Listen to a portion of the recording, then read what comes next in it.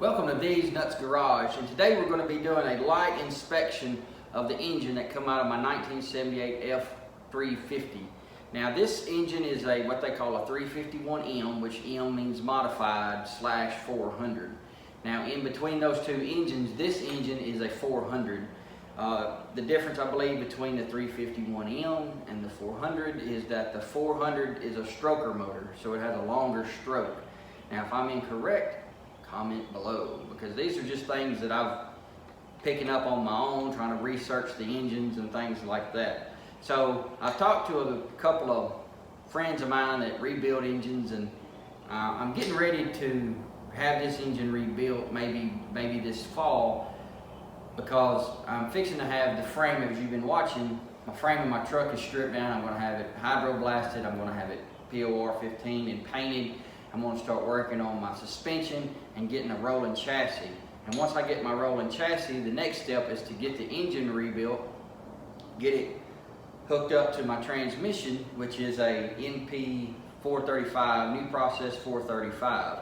Now, the bell housings on the 351M, the 400, they're actually kind of like I'll say a big block family, because you can take the bell housing and it will hook up, or the engine will hook up to a C6, I believe, automatic forward transmission, which I think is the same transmission that hooks up to a 429, maybe in a 460. I'm thinking. If I'm wrong, tell me below. So, but I'm going to probably go back with the original NP 435 transmission, which is a 4-speed.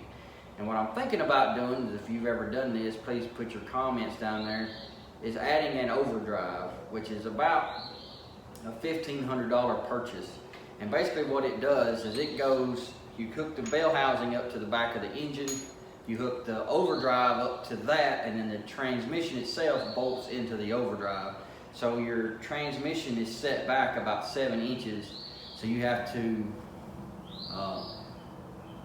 make new brackets for the transmission. And there's a few other little modifications that you have to make. But what that'll do is that'll actually give me overdrive in 4th gear, but it'll also give me overdrive in every other gear. So which will be nice, because pulling trailers or going down the interstate, it'll let me be able to run higher speeds at a lower RPM, which will mean getting better fuel mileage out of this engine, hopefully. So I'm going to set the camera over here, and then I'll show you what we're going to do, and I'm just going to go through it and just try to inspect it. And if you see something wrong, or what you think might be wrong, please comment below, because I'm going to show you how much I know about these engines. Truly zero. So I'm doing this just by watching YouTube videos and reading books. So let's get started. Alright, so in an earlier video, I took the intake off of the engine, and I noticed that I had 2 push rods that looked like spaghetti noodles back here. And I guess what happened was maybe a lifter went down, and since these are hydraulic lifters and this truck sat a lot, the lifter went down, the 2 push rods come out and blew apart. So I'm thinking about ordering all new push rods for this engine. But what I'm going to try to do is keep all the push rods in the exact placement that they're in now, due to everybody in books say if you're going to reuse them, they need to go back in the exact same spot that they came out of. But what I'm going to do first is I'm going to loosen up all of my rocker arms, and we're going to pull these lifters out, and I'll lay them out in order, and then I'm going to remove the heads from it. It looks like the little I'll say bolts that go into the top of the rocker arms are 1/2 inch. And I'm just basically gonna try to loosen them up.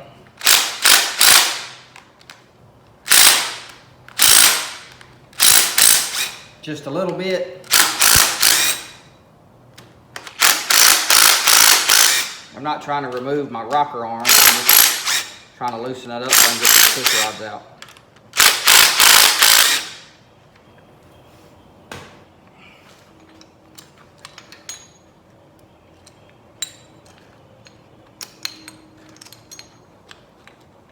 What I'm gonna do is I'm just gonna start from the back, or from the front of the engine, and work my way back.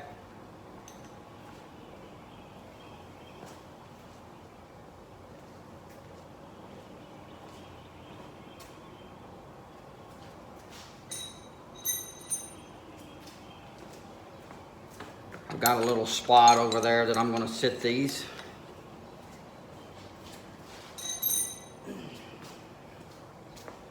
Because I will be kind of reassembling this engine just enough for storage.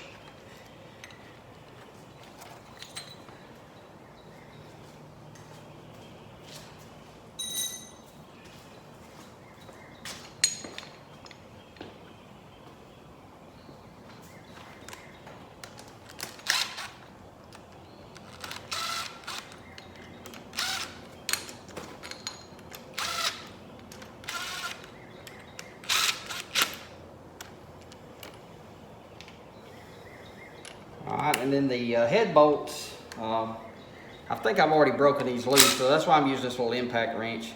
These are 11/16. Actually, I'm going to have to.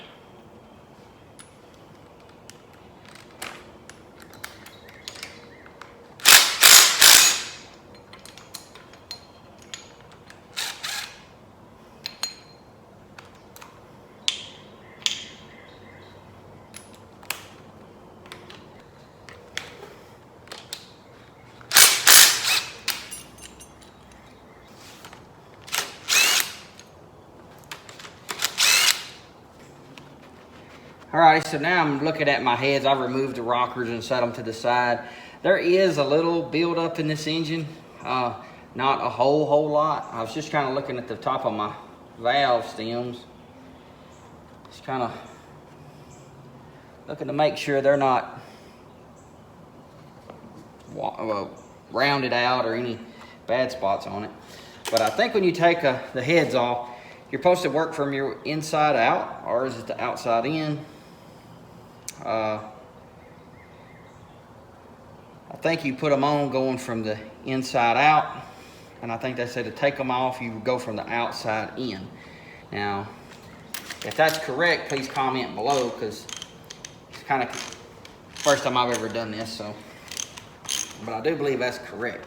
So what I'm gonna do is I'm gonna go from this bolt to this bolt to this bolt to this bolt, this one to this one, this one, this one, and the nose. So that's the order I'm going in. So I got me a cheater bar, put on my ratchet. And right now I'm doing, just gonna kind of lightly break them loose.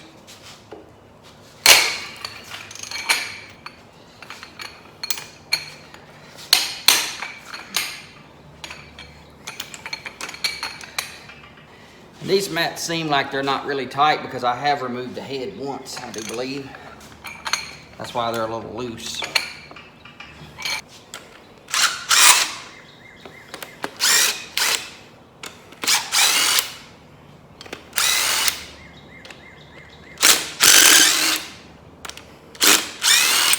I know I'll be replacing the head bolts on it.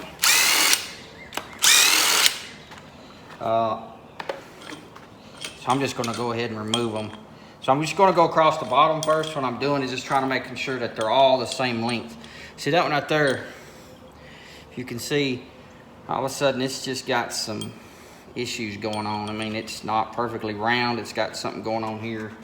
I don't know what that is, but that's just, it come off the back side, so I don't know if that's just some water that's running through the head or what, but when you're pulling your bolts out, look at them. These all kind of look the same. This one's kind of off. So that makes me want to pay attention to this back cylinder.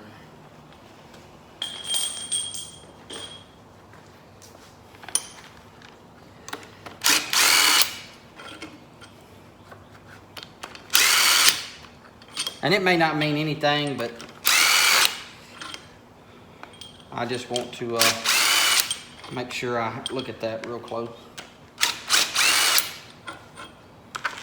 See, all of these look good. They all look about the same, except for maybe this one is a little different.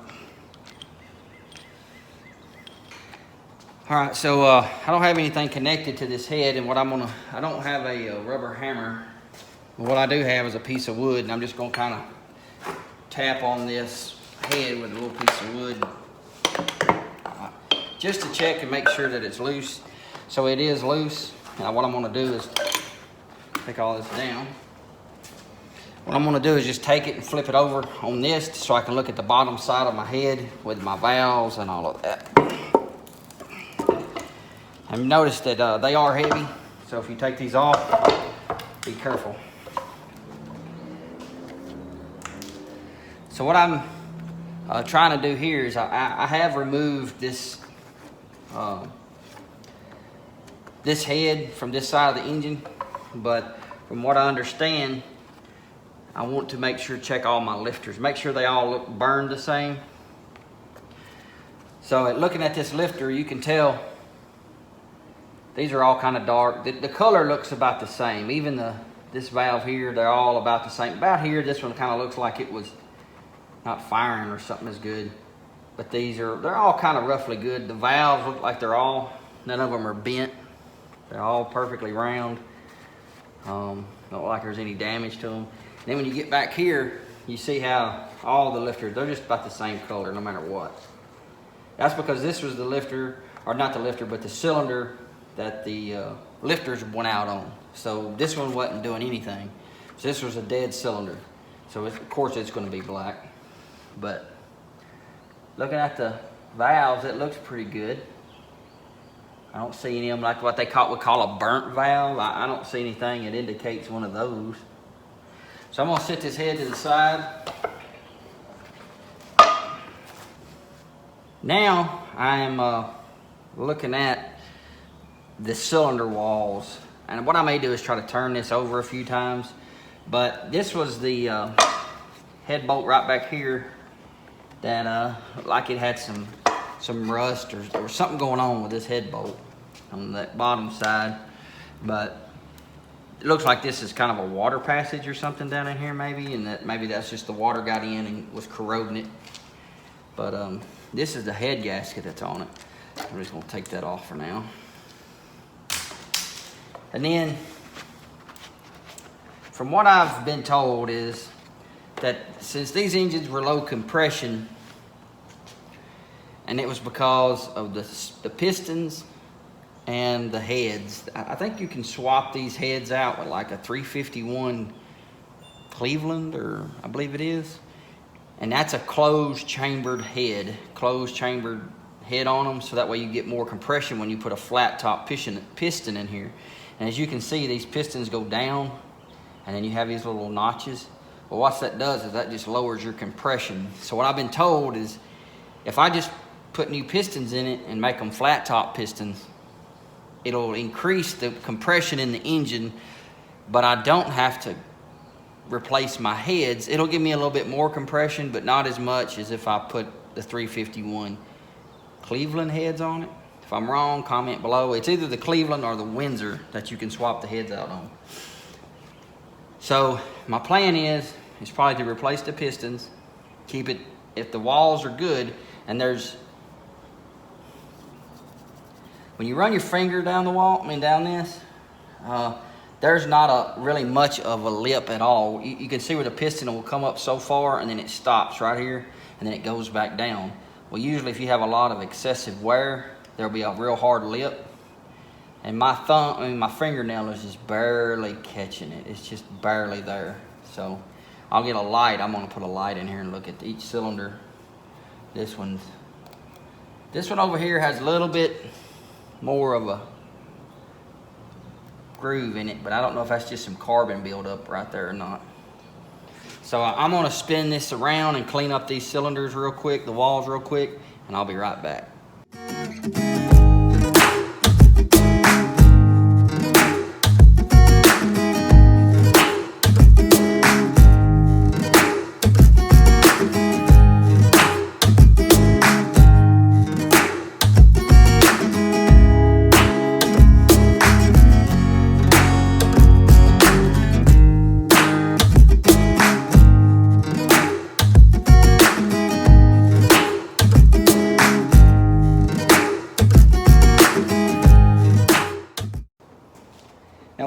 to remember when you're working on these engines and they come out of a vehicle, when you start taking them apart, they're gonna be puking stuff everywhere. So you could see in that video, I turned this thing over, antifreeze that was in it still went everywhere. So no big deal. I got catching most of it. I'll mop it up here later. I'm gonna go ahead and remove this oil pan. Like I said, I've already taken it off once, so I don't have 4 little bolts in it just to hold it on.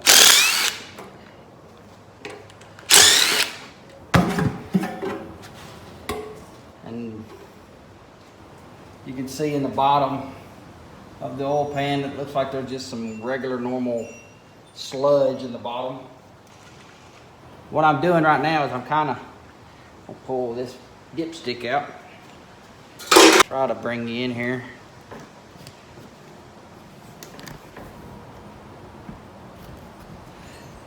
It's hard being your own camera guy.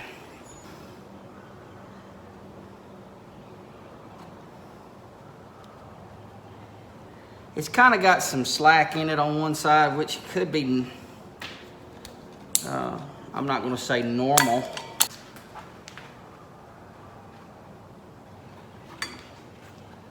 Looks like it does have some slack in it on one side. This side's pretty tight. Yeah, it's got probably a good inch or so worth of slack in it. And I think that's kind of common with these engines, was because when they were originally built, the trucks, they had like plastic gear, timing chain gears, so those kind of wear out, and I think that gets a lot of slack in them. So I think that's just kind of normal. But another thing about this engine is when you go taking any engine apart and you're going to take your main caps off, you need to make sure that you either number them or that they are numbered. So on this main cap, I don't know if you can see this, there's a number 1 and an arrow facing forward. So this is 1, 2, 3, 4, and 5. Actually, that says D.Y.I. So, but I don't think it can be confused with any other main caps on the very back there. So they are numbered. They have directions in which the caps need to go back on this engine.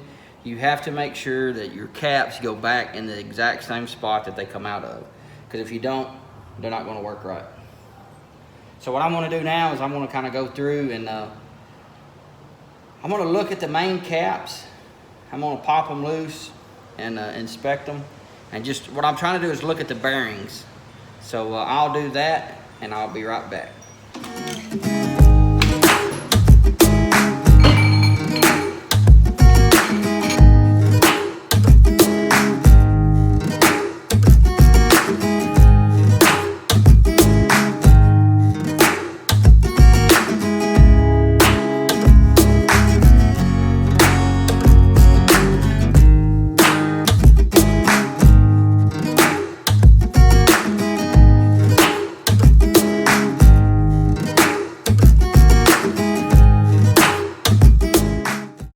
Alright, so I've got all my main caps taken off, and talking to a friend of mine, he said what you really don't want to see is brass when you start taking your bearings apart or your caps off. Now this one, I've only taken I'm not going to take the part of the bearing out that's underneath the crank, because that'll just be too difficult. All I need to see is this right here, and you can see that this one really just kind of like all about the same.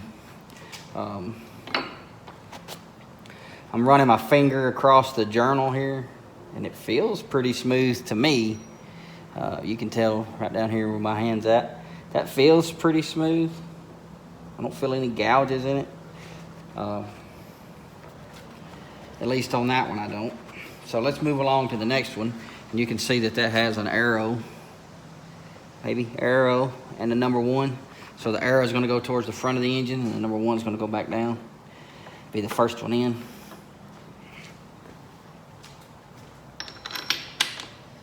All right, so here's my number 2, and it looks like it's got some brass that you can kind of see there.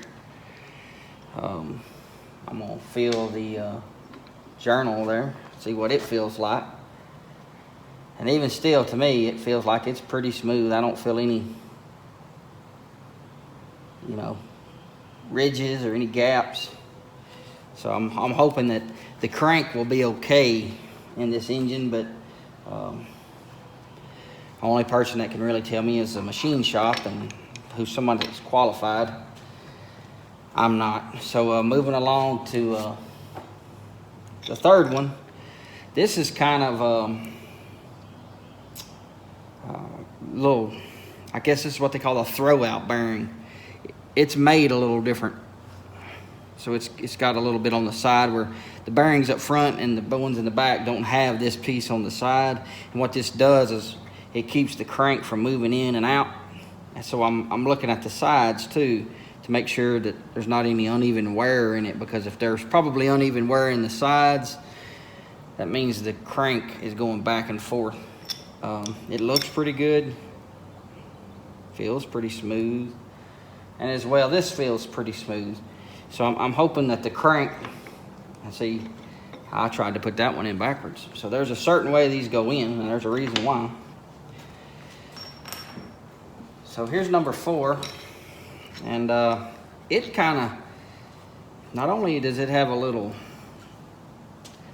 let me wipe it off.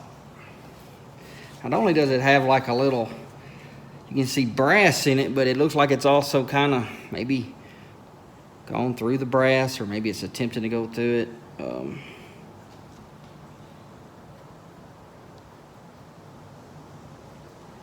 It still feels smooth, but like I said, I don't see any big gashes in it, any gouges or anything.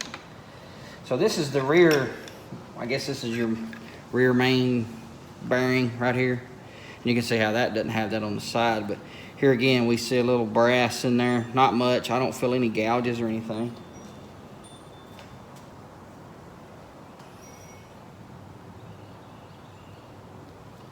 But this one doesn't have a number because it's different than all the other ones. And this is where your seal for your oil pan goes and things like that. So you're not going to put this one on backwards. It's only going to go on one way. So I'm going to set that back down on there.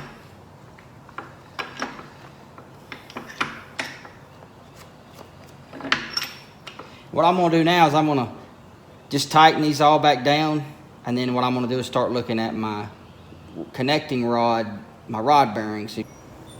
All right, so I've gone through all the, I call them rod caps here and the bearings. They all look pretty good except for the one that had that little light groove in it. There was a couple that had like a little wear, looked like on the outer edge. But other than that, they all look pretty good.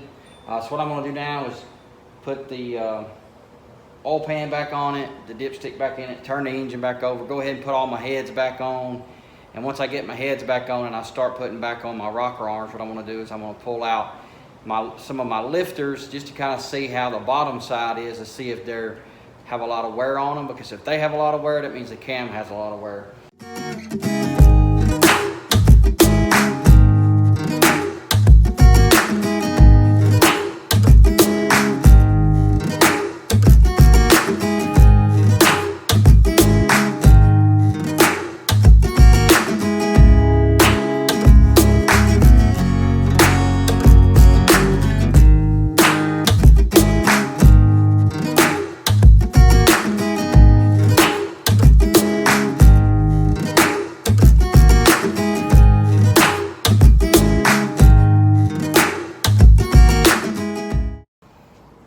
All right, so I'm removing the lifters, and I've checked all of these on this side.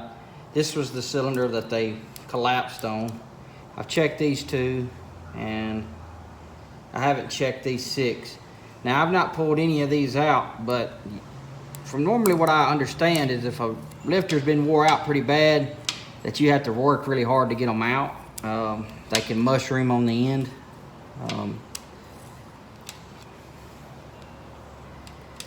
Most of these have just been pulling straight out, just like that. I've not seen any wear on any of them yet that would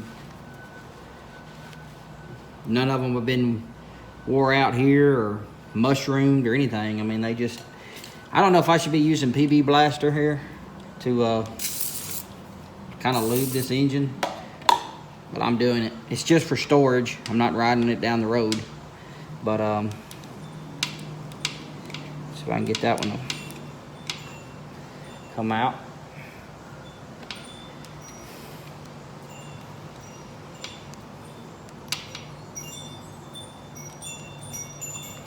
Most of them are just pulling out just like that right there. That's the only one so far.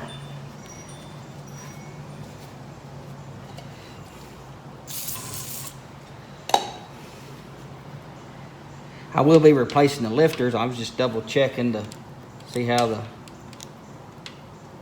frame might look. I mean the cam might look. I can imagine if the lifters aren't wore out, neither is the cam.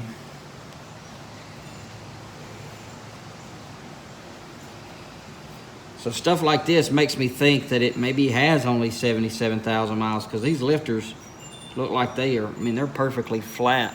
I mean, there's no mushrooming or being wore out on the inside, none of that.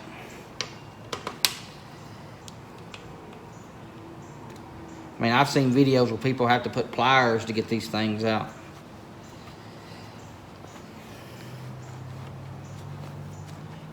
There's another one that's just, now that one has a little scarring on it. It's not you know, wore out or nothing. It's just got this little scar on it. I don't know if you can see that. So that's the first one like that so far.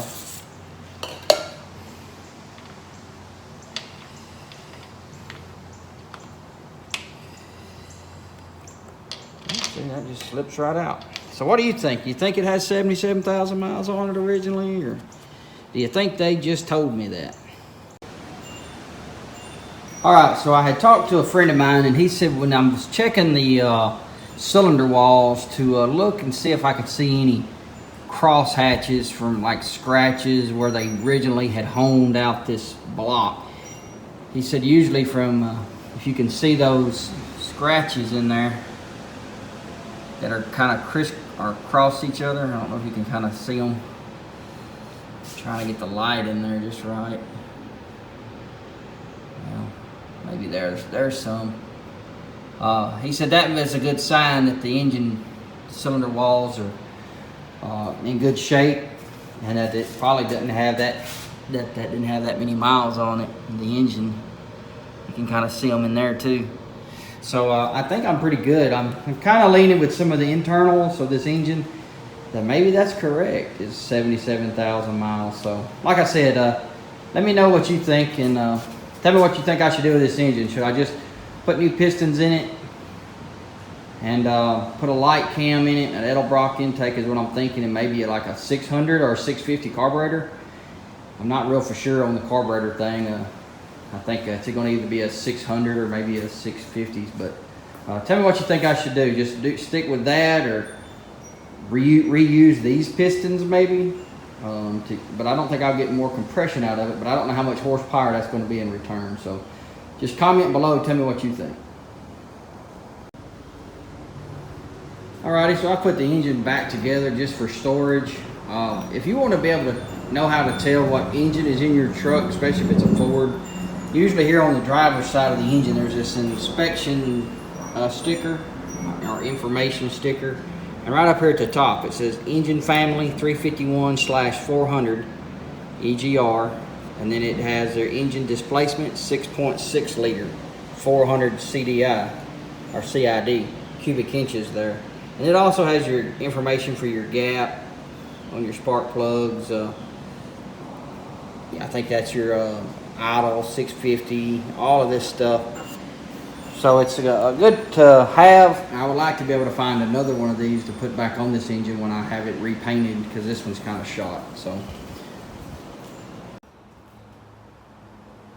alrighty, so that's going to be the end of this video, but it's not going to be the end of the videos for the Ford 400. Later this year, when I get ready to start rebuilding this engine, and I bring the engine block home from the machine shop and the heads from the machine shop, and I start reassembling this engine, I'm going to take you step by step in assembling this engine. So that way, if you have this engine at home and you want to kind of reassemble it at your house, that you have this video as a guide. Now, I've searched YouTube and I have not found any engines on YouTube where someone is completely rebuilding this engine step by step. I found people who are replacing cams and replacing the lifters and timing chain, and it's like I wouldn't let them work on my lawnmower, to be honest with you. So I'm going to take you step by step into fixing this engine, and then what we're going to do is we'll put in an overdrive. Then I'll put in my new process 435 transmission, and then what we'll do is we'll put that in the frame of the truck before we ever put our cab on. So that way what we'll do is we'll engage, what they call engage the engine and the frame. And that's basically where you're basically putting your engine, your transmission in the frame. So we'll be doing that hopefully this fall, and getting this truck ready so that way maybe next spring it'll be ready to hit the roads. Now, I hope you liked the video, and if you hit the little like button down there, I would greatly appreciate it. And also subscribe to the channel. I'm going to have some upcoming videos where I'm trying to fix my white F-150 that I have with some body and paint stuff. Just minor stuff. That's a work truck too, so I'm not really worried about making it look new. But that's one thing that's coming up in the future. And then in the future, we're going to be having a giveaway to get more people to our channel so we can reach that 1,000 subscribers. And that's what's important about subscribing to the channel. We have a lot of stuff that we want to do. It's just going to take getting more subscribers to the channel, more views, more likes, and more comments. And with that being said, please comment below if you've ever worked on a Ford 400, if you think the engine's a boat anchor, if you hate Ford engines, or if you love Ford engines, whatever your project is, tell me about that. And something else that I'm thinking about doing in the future, and you can tell me whether or not this is a good idea. I've seen people where they collect license plates and stick them on the wall, and they collect pictures of vehicles that you're working on. But what I would like to get are small parts from the vehicles that you're working on, maybe like your project truck. Maybe you had a broken bracket or something that come off of your vehicle that you're rebuilding, and I would like to have those so that maybe I can hang them up here with my parts that you can see hanging on the wall. So I'll get a PO box here in the near future, and then I'll have a link down below, or if you wanted to mail something like that, you could. And but I think that's it, and I'm gonna have to get in here and clean up this garage before my wife gets home. So I'll see y'all later, and y'all have a blessed day.